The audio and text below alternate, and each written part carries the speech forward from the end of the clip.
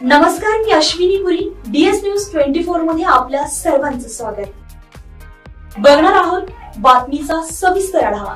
आमच्या DS news 24 चॅनलला like करा, शेअर करा, सबस्क्राइब करा आणि बेल आयकॉन प्रेस करायला विसरू नका.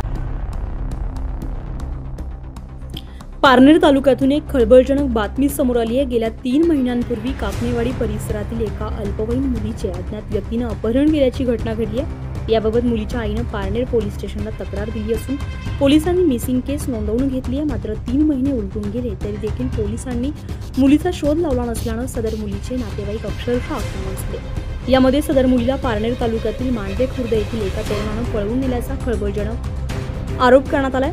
याबाबत पोलिसांनी त्याच्यावर कारवाई करण्यासाठी सदर मुलीच्या आईने तर काही दिवसांपूर्वी थेट विधान भवनासमोर आत्मदहन करण्याचा इशारा दिला होता. त्यानंतर पोलीस प्रशासनाला कुठेतरी खडबडून जागे झाले आणि सदर तरुणाच्या नातेवाईकांना पोलीस स्टेशनला बोलावून चौकशी देखील केली होती. मात्र चौकशीतून काहीच बाहेर आलं नाही, कारण पोलिसांवर राजकीय दबाव आहे म्हणूनच कारवाई करत नसल्याचे सदर मुलीच्या नातेवाईकांचे म्हणणे आहे. तसेच मुलीच्या आईने त्यानंतर पोलीस स्टेशनला वारंवार फोन केले तरी देखील पोलिसांनी त्याला प्रतिसाद देखील दिला नसल्याचे समोर आले. त्यामुळे आता सदर मुलीचे नातेवाईक अक्षरशः संतप्त झाले असून त्यांनी थेट पारनेर पोलीस स्टेशनसमोर ठिय्या आंदोलन करण्याचा इशारा दिला. DS न्यूज 24 साठी अश्विनी पुरी, पारनेर. अशाच नवनवीन घडामोडी पाहण्यासाठी पाहत रहा DS न्यूज 24. तोपर्यंत मी अश्विनी आपली रजा घेते. नमस्कार.